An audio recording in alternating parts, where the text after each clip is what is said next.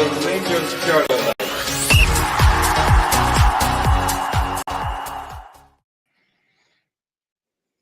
Good evening. My name is David Thommo here with the Rangers Journal, and I'm here with an interview this evening, something that I've been very excited to, been looking forward to.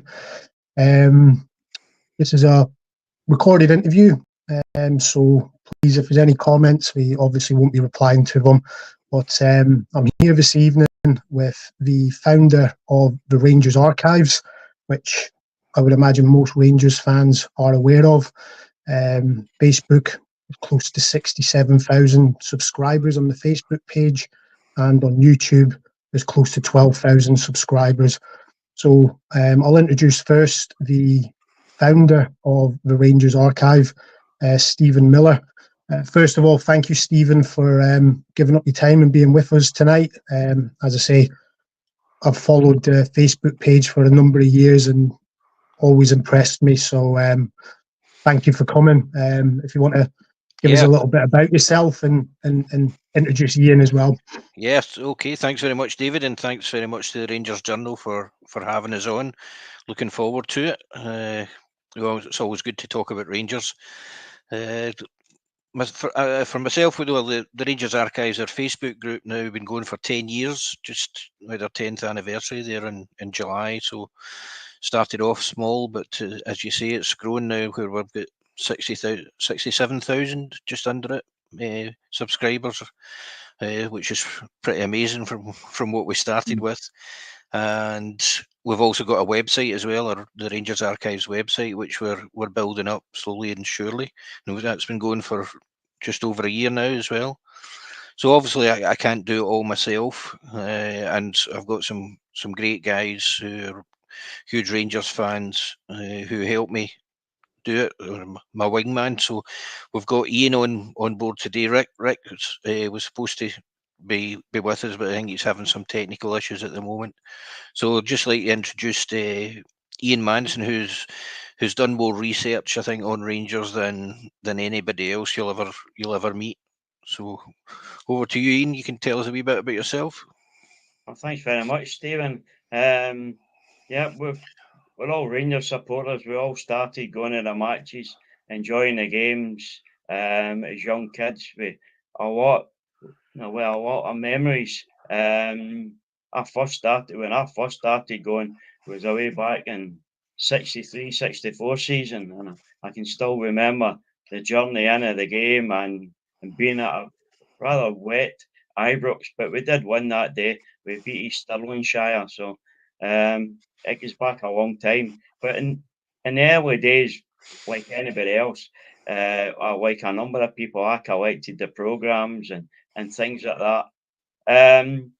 Towards the 90s, etc., I became interested in the historical side, and I would collect the match reports and stick them in the programmes.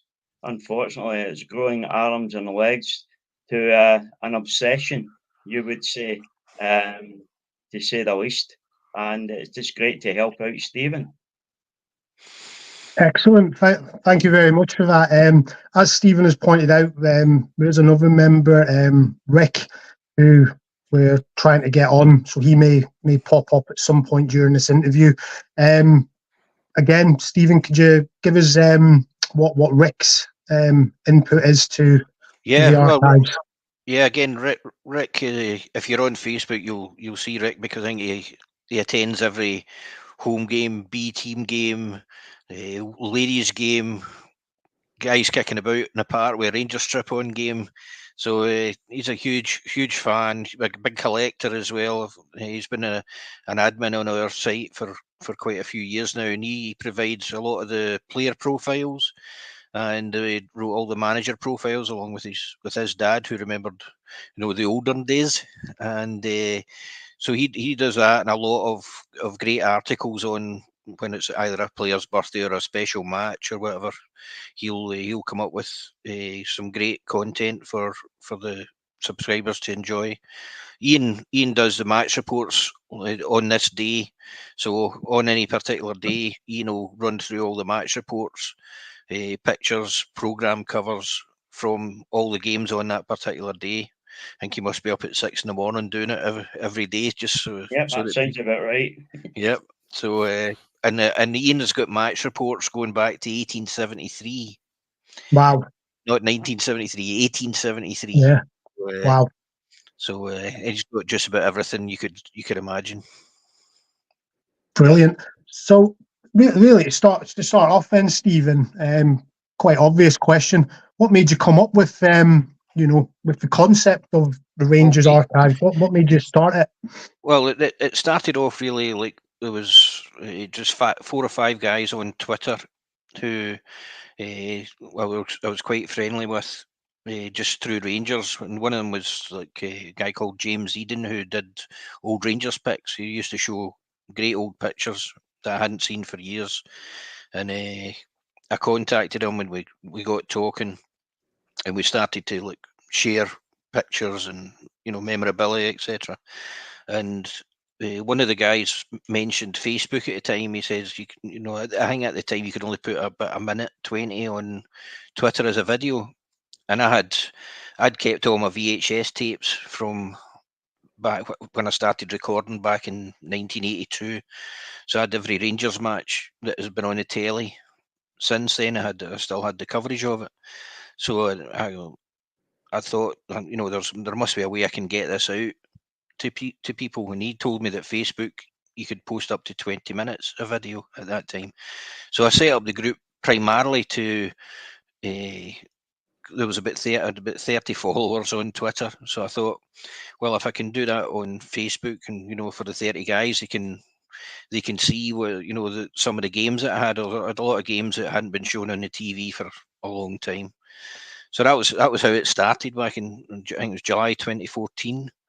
And obviously, like the club wasn't in a great position at the time. I think we'd just won the second or the third division. I can't remember what what one it was. And so I thought it was quite important that the history of the club wasn't allowed to kind of drift away.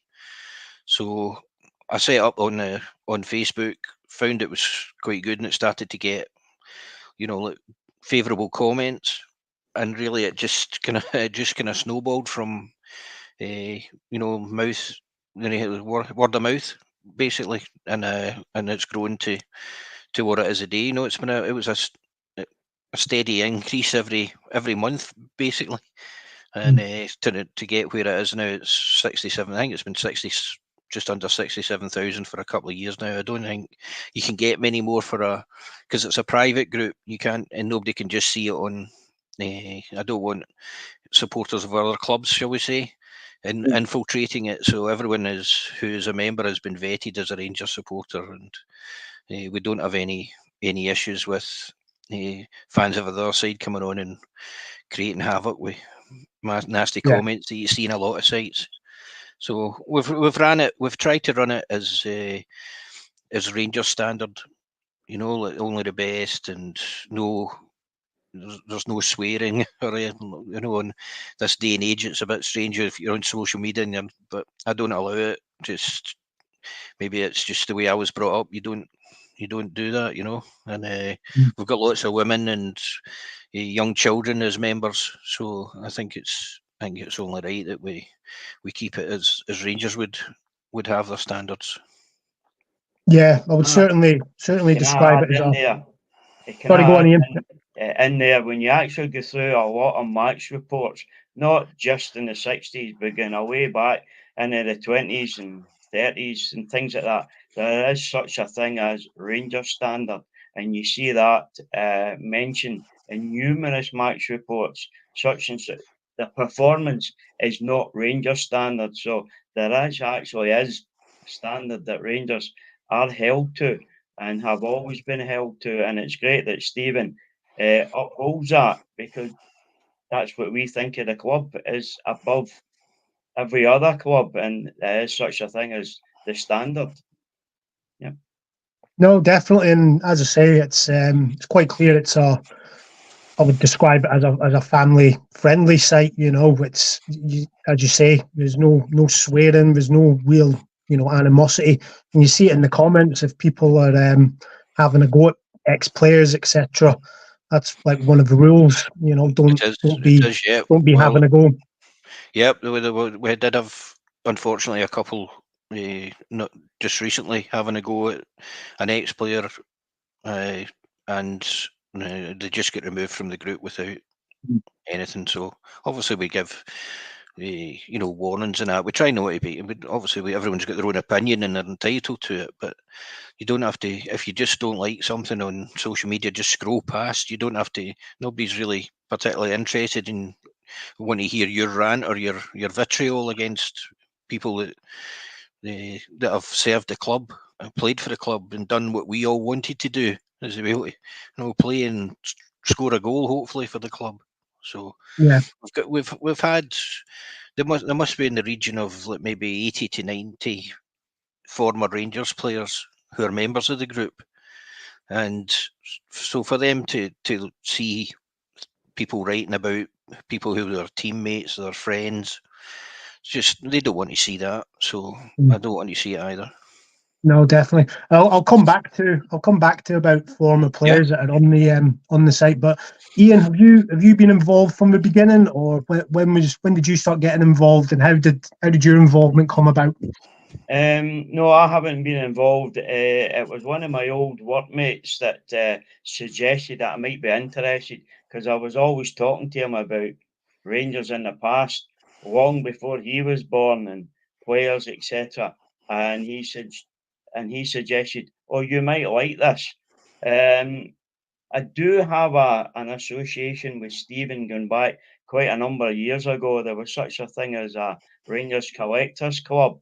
It started in the 80s, and there was a lot of booklets produced just basically to keep fans to fight, tell fans that there is such and such a program, or there was that memorabilia, or there was that ticket.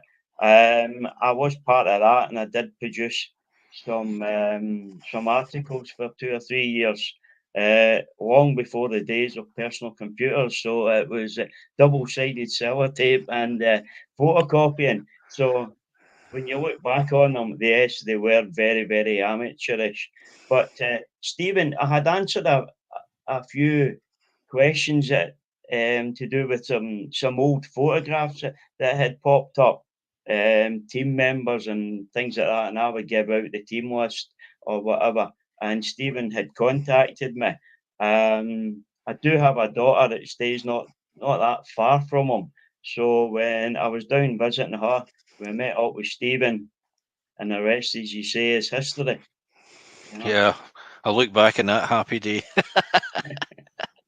I've certainly kept you going with plenty of reports. Oh, absolutely, yeah. No, Ian's a vital member of the team, and glad he's on board. No, as I say, I think it's the site in general. I'll get to a bit more of it later, but the site in general, keeping that history going, especially in this day and age now with social media and whatnot, getting old matches, goals, etc., just being out there for people to see. I would say personally, I think is absolutely amazing. You mentioned there, Stephen, about having the VHS, the cassettes. Yeah. How much work goes into getting that sort of formatted to put onto Yeah. social media? Well, yes, I started doing it around about 2014. I had no idea how to, transfer the tape digitally. But my son says, look, if you do, it's quite simple. You get these wires, you stick them here, you stick that, and I says, right, okay, if you set it up for me. So obviously it took quite a while because I'd virtually, I think, must have had about 150 tapes to go through, and you can only transfer them, over the same length of time. So a 3-hour tape takes 3 hours to transfer. But once you've got it done digitally, that's you got it, and you can then edit it and like cut out, just to cut out the goals or the action or whatever. So I've got it probably took me about maybe 4 years to get all the tapes completely transferred. But I also managed to get from other members who were always contacting me saying, I've got some tapes, would you like them? So it ended up there must have been about 400 tapes that I got over the years that we've transferred to digital. So I've got everything. I've transferred all the officially released Rangers DVDs and videos.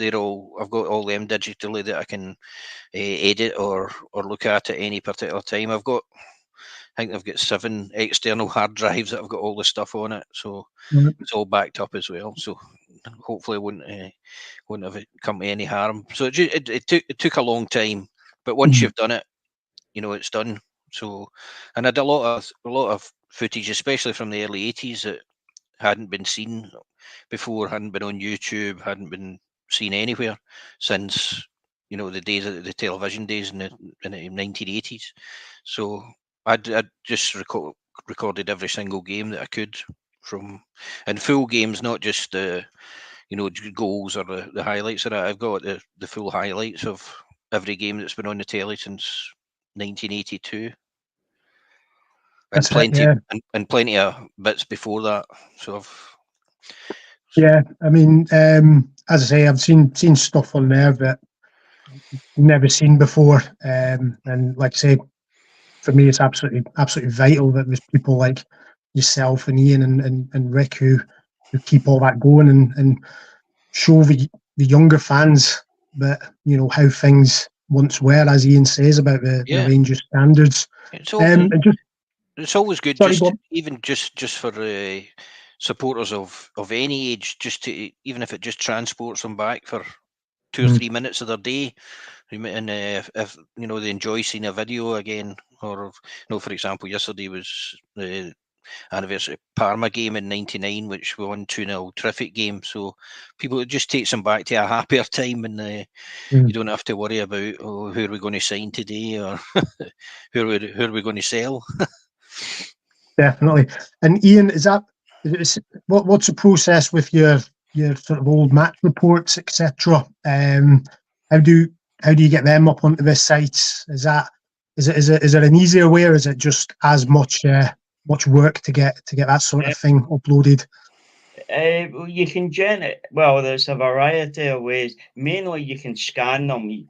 At the moment, I've been going to the library. I'm a well-kent face in the Mitchell Library, to say the least. I'll probably be in there more often than some of the staff. And you just go and a lot of it is microfilm. The photographs pre-COVID, you would have to get the library to reproduce the photographs for you.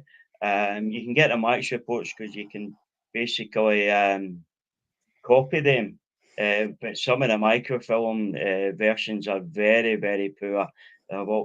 Especially the record, because they're always scratched because so many people have viewed them. The photographs, I've spent an absolute fortune on photographs. I was actually, because I was a number one client, and I was getting the photographs at half price, so that was it. So I would put them on and I would scan them, and then upload them on so you can transfer them on Facebook. Match reports, again, most of the time they were basically scanned or copied off a microfilm reader to the best ability you can get.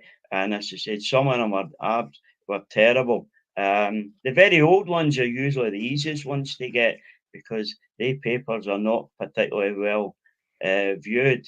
Since COVID, there seems to have been an attitude change in at the library when they actually now allow you to get the original copies rather than them dealing with it. I can now deal with original copies, and I can now photograph using the phone or your mobile phone, etc. So that's made it cheaper and quicker. But again, you've still got the problem: have they got the photograph, or have they got the newspaper, and have they not? And the other thing that you come up against is a lot of these papers were attacked quite a number of years ago when they allowed them out to the general public. some supporters would take certain matches and certain photographs for their own personal use, which meant that nobody else can get them. And that's became a problem. There'll be certain matches that it's very difficult to get the report because the paper's been destroyed, or that part of the paper's been destroyed, or it's not been kept. I've now started occasionally visit the National Library in Edinburgh because some of the papers that they've got are in better condition than the ones in Glasgow. And then when you start going further afield, you can. I've got a subscription to the British Newspaper Archives. So as they continually build up their supply of newspapers, there's always another version, or there's always more pictures to find, or there's always another match that you can find that you didn't know existed or whatever. So it's a continual plod. Yep. There's I nothing can to kind do. of sorry, I can kind of help out now a wee bit as well, because we've got quite close to me is the British Library. There's a British Library in London, and there's also one in Thorpe Arch, just outside Wetherby, and that's only about 10 miles away from me. And they've got good copies of every paper that's ever been published in Britain. I think it's by law they've got to have a copy of every single paper every single day. So I can go in there, but obviously they had a cyber attack last year, so they're kind of closed to the public at the moment. So, but any reports that Ian's missing, if he can let me know, I'll go and try and dig them out in the British Library. And this is where you can work hand in hand, because Rangers would have been over and played in the likes of Northern Ireland, for instance, or I've also tried to, though you don't actually see it on the archives, but we've done it behind the scenes when players have played representative matches for Scotland or whatever. Then I've tried to gather that information. We don't put it on at the moment, but hopefully in the future it's another avenue that we can use to say what these players represented their country or whatever, and it's another source of information. And especially for today's generations, when you didn't know anything about national service and things like that, when players were called up for national service and go away and play. This is another area that to do with the archives, because it's a Rangers player representing, and that to me is important as well. Yeah, no, most definitely. And as I say, you're putting in a lot of hard work, that I know that fans do appreciate.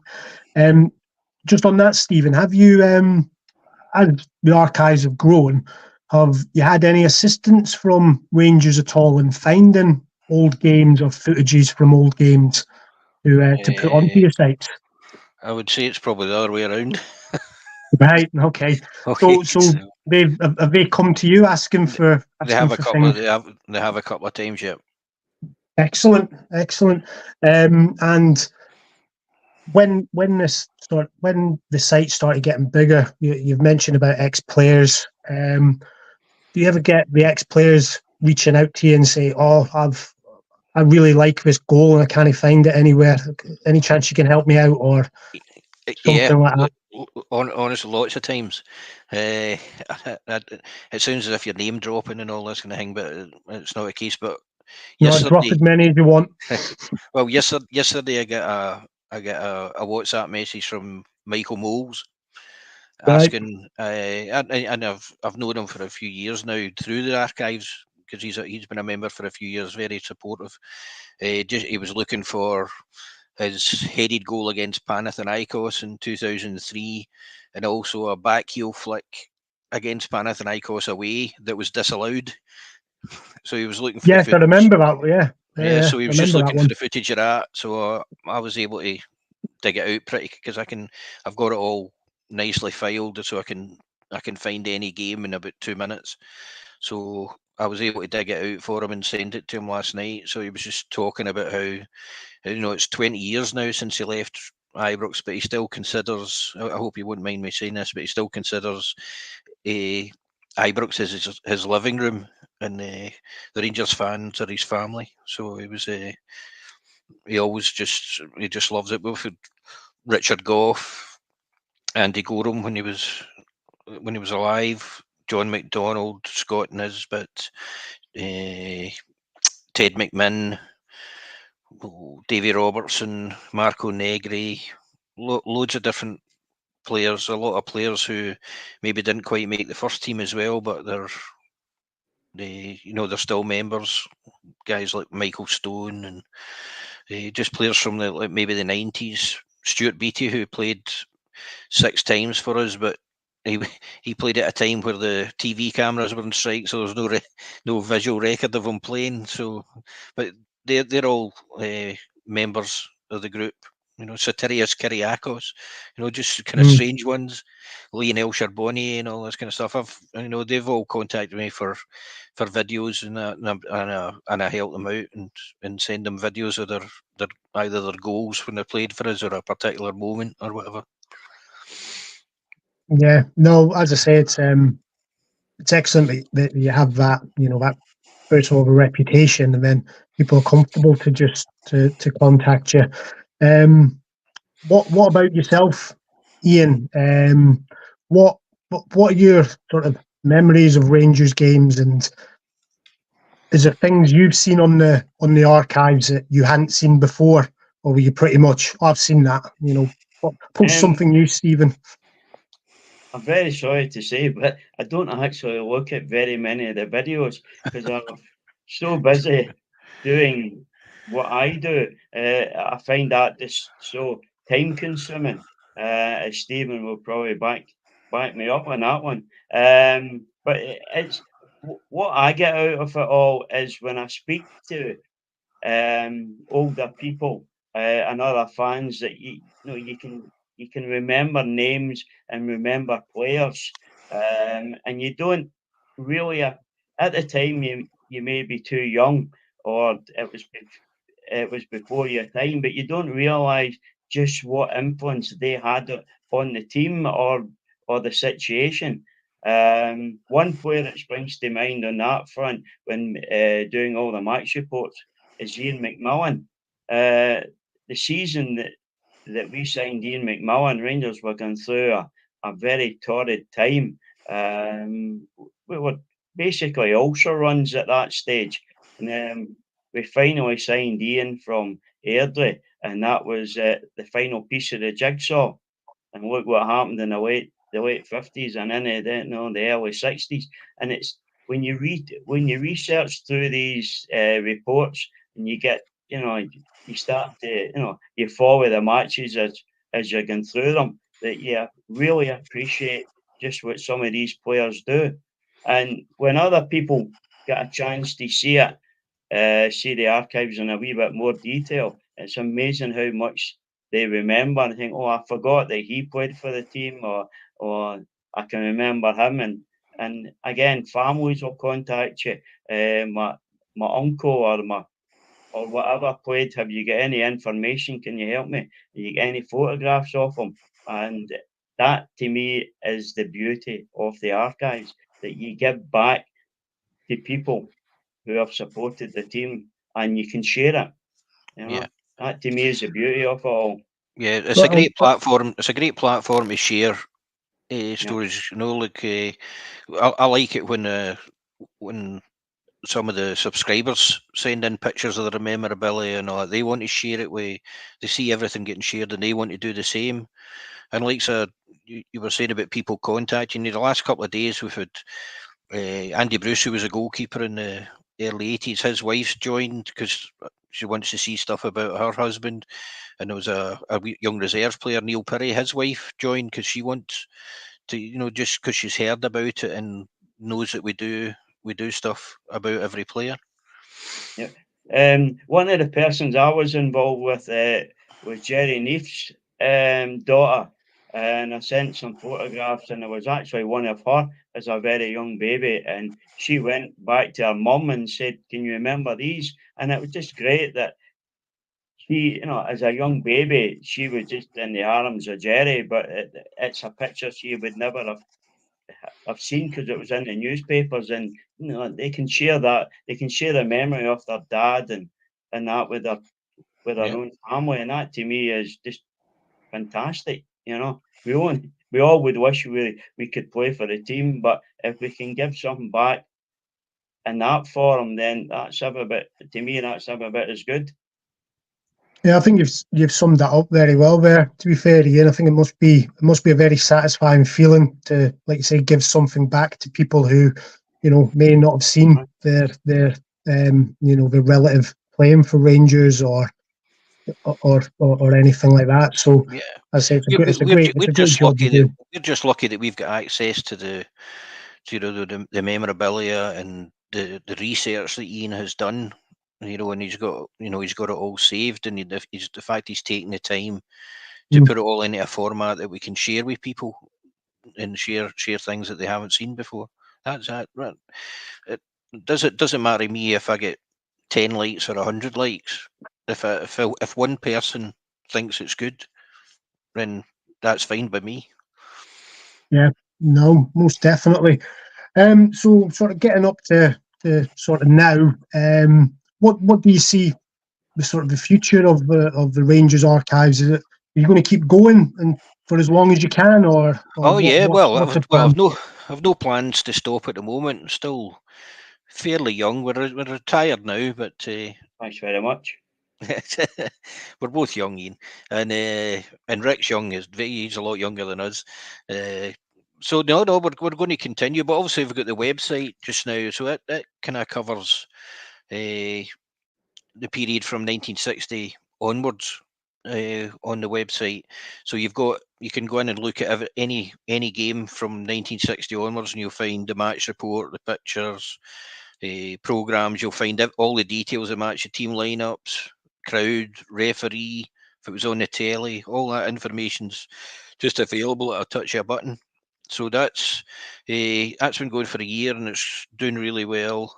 But what we have been working on, or I've been working on, is obviously about the Rangers news, the newspaper that Rangers had out. It was a weekly club edition from August 71 to 2011, I think.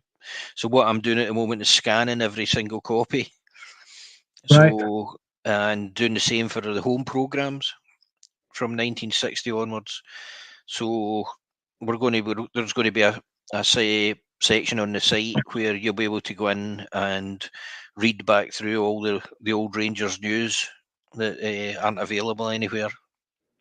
And there'll be other publications as well, like the Supporters Association annuals that were produced from 1950 to 1970.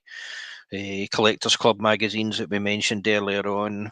Lots of different magazines over the years that you'll be able to go in and read the full versions of it, not just see the cover. It'll be every page, and they're all like high res, so you're able to read them on your phone or your tablet or a laptop or any device you've got. Got That's brilliant. a great web developer who called Billy McCall, who I was hoping he was going to be able to come on tonight, but he was busy working on another website. So he's been absolutely fantastic and got it all set up. It looks really good.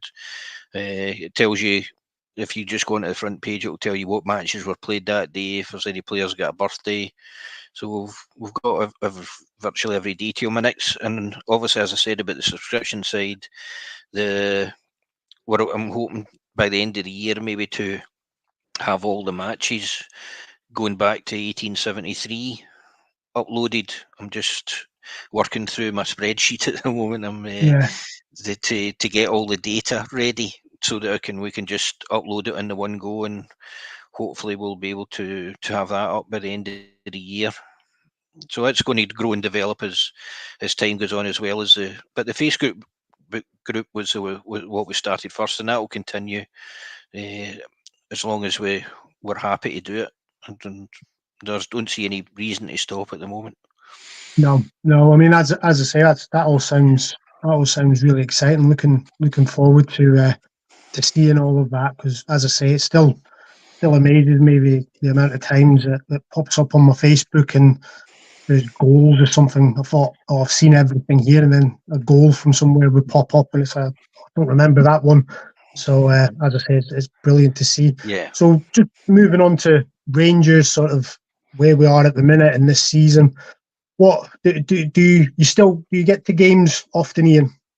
Mate, no, I stopped going probably round about the turn of the century. I was basically just working 7 days a week. So something I had to go, it was a football.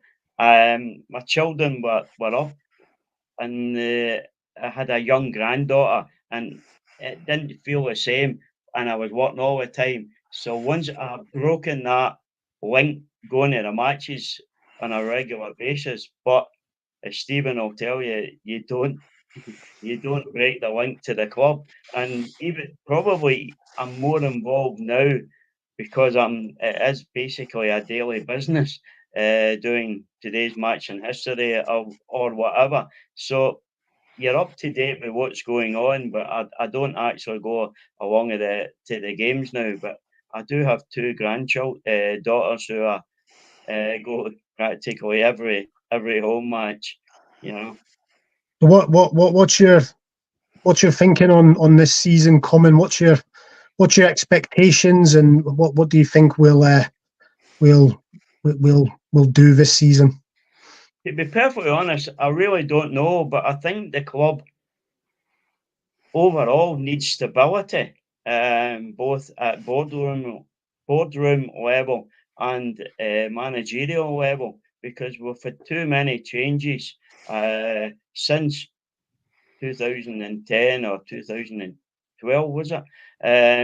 We've been in turmoil, and we've never really had a long enough period of stability where we could actually build, where go back to where we, as we said earlier on, build back to the Rangers standard, which is fundamentally from the boardroom down. And until we get that and stability, it can be a very much up and down.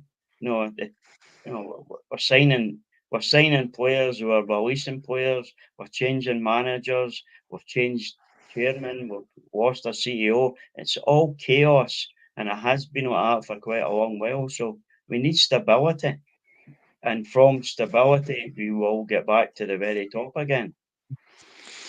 No, I don't disagree with you, Ian. What about yourself, Stephen? What about this forthcoming season? What's your Well, expectation? the expectations are always high at the start of the season, aren't they? You always think, yeah, we're going to. This is the year we're going to do it. But I think to be realistic, we might have to just see this as a kind of transitional period. But if we're going to, obviously, Clement has signed his new deal, so that's kind of looks as though he's going to be given the chance to build rather than just every year we've got to buy and sell 5-6 different players and then expect them to gel. So maybe the expectations aren't quite as high for this season. Obviously, when we get the draw against Dynamo Kiev, everyone, it turns from being a disaster to yeah, we're on the right track. The fans are just too up and down. You know, one result doesn't make us brilliant, and one defeat doesn't make us terrible. But I still think we're a way short of where we need to be to mount a sustained challenge for the league championship. Unfortunately. Yeah, no, I think that's a fair comment, and as I say, obviously on the journal, we've had quite a lot of podcasts over the summer where that's pretty much agreement. We need a few more players in, and as Ian said, we need a bit of stability, and it'll be nice to be able to get Yeah. back to Ibrox as well. Get a date on that, but that's another conversation. Yeah, That's I think another the conversation. expectations of the fans are maybe, it's a wee bit unrealistic. We're looking for, we need to buy 7 or 8 players, who can go straight into the first team, and then they expect them everything just to gel from there, and we get a world class team. It just doesn't work like that. Obviously, me and Ian have been watching Rangers since the early to mid '60s. It just doesn't happen. Yeah. We watched some good teams never win a trophy. at Rangers. So but all the fans think if you don't win a trophy, then the players are serial losers, and it's their fault. It's just crazy. It's a very difficult club to play for because you have to win every match, other than some of the matches in Europe. And a number of players struggle with that, and a number of players that we would put on pedestals today, if you look back on it, a lot of them struggled in their early days, and Of it course took it did. them 2 or 3 seasons to find their feet and bed in. But we're not doing that anymore. A player comes and he's out before the end of the season. Yeah. Um, Well, and people make up their that's the minds after problem. 2 games. Aye. That this guy's rotten or he's hopeless. It's just Yeah. crazy. I mean, Ali McDonald was one of the most loved Rangers players. Like from the signed in 1968. For the first 2 years, he was in and out the team. Couldn't find his form. He'd been brilliant with St Johnstone beforehand. So it just takes, and he was a die-hard Rangers man. Came through Kinnan Park, desperate to play for the club, maybe trying too hard. But it still took him 2 years before he settled and became the player that he was. But nowadays, people want this young boy from Morocco to come from Moroccan football and be able to score 30 goals for us this season. It's If you just actually go back, it's totally unrealistic. if If he doesn't trap the ball perfectly the first time it comes to him, he'll be treated as if he's just rubbish. It's just you actually go back to that the to me early, is the saddest part about social media. Mm. That everyone's desperate to have a go at somebody, and rather than talk up the players who are doing well. Like Connor Barnes started well, but still got a way to go. He wasn't a like a first team regular all the time with Aberdeen, but now we're saying he's their best player. It's just no. They've got to be more patient. See if Rangers don't win, out on social, I just stay off social media right after it because the I'm the same. vitriol and it's just I go.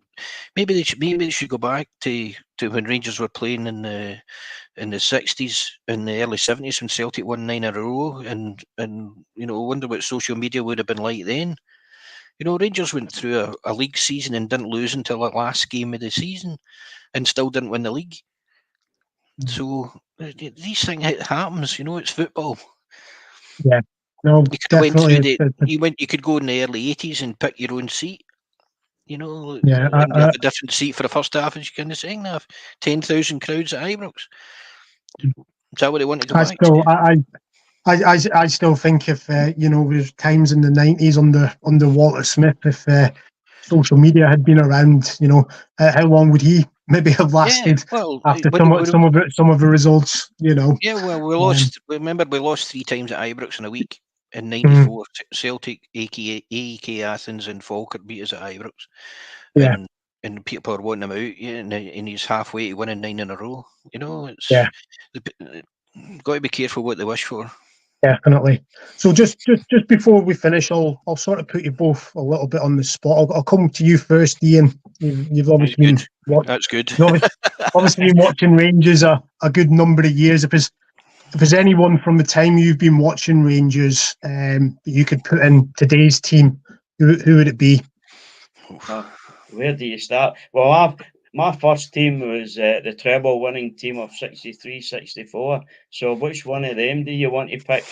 You can put in, maybe not the goalkeeper, but you can pick just about anybody else in that team. And of course, you get the great teams of the 70s.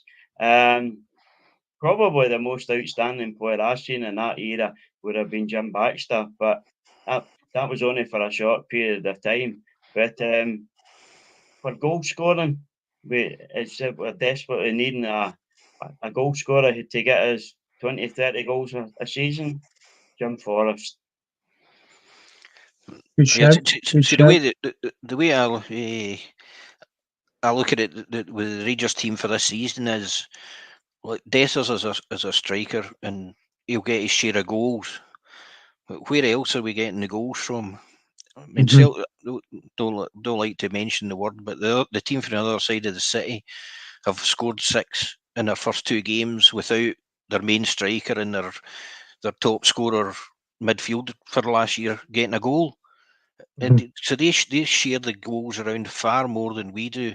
Obviously Cherny chipped in with a cracker on Saturday, but apart from if Desters doesn't score and we need to score, who's going to get it? Diamondi scored twice last year, but Lawrence doesn't look as though he's going to score. Barnes, a defensive midfield player. McCausland doesn't score very many. We just need everybody to up their game so we can share the goals around. But we do need a striker, as Ian says.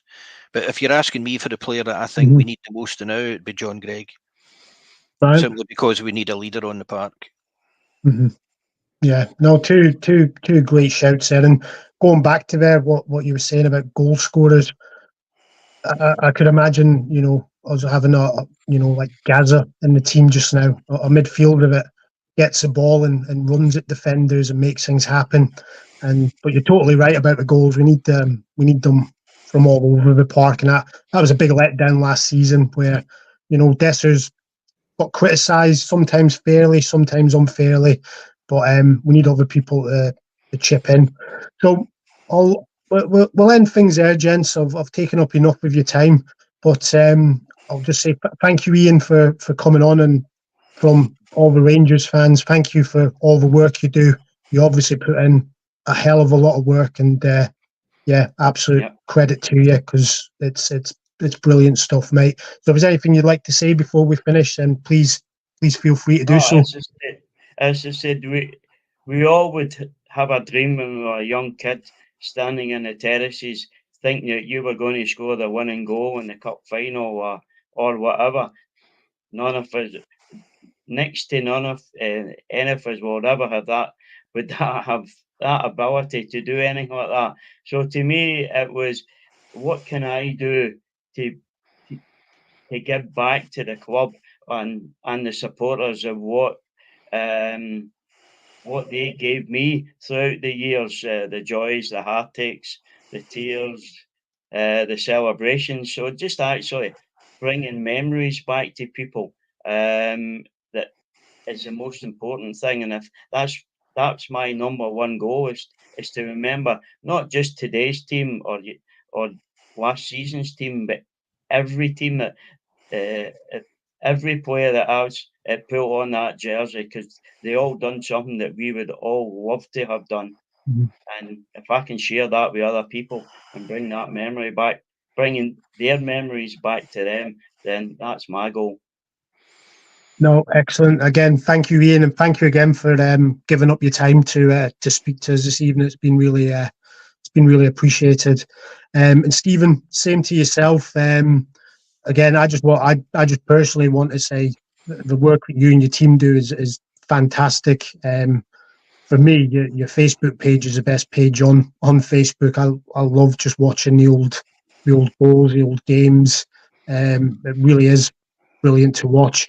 If there are any Rangers fans that aren't aware of any of your sites, you just let them know where you can be found. Yes, if on Facebook, if you just look for the Rangers Archives, and you can request to join, and we'll have a look at your Facebook profile, and you should be admitted in.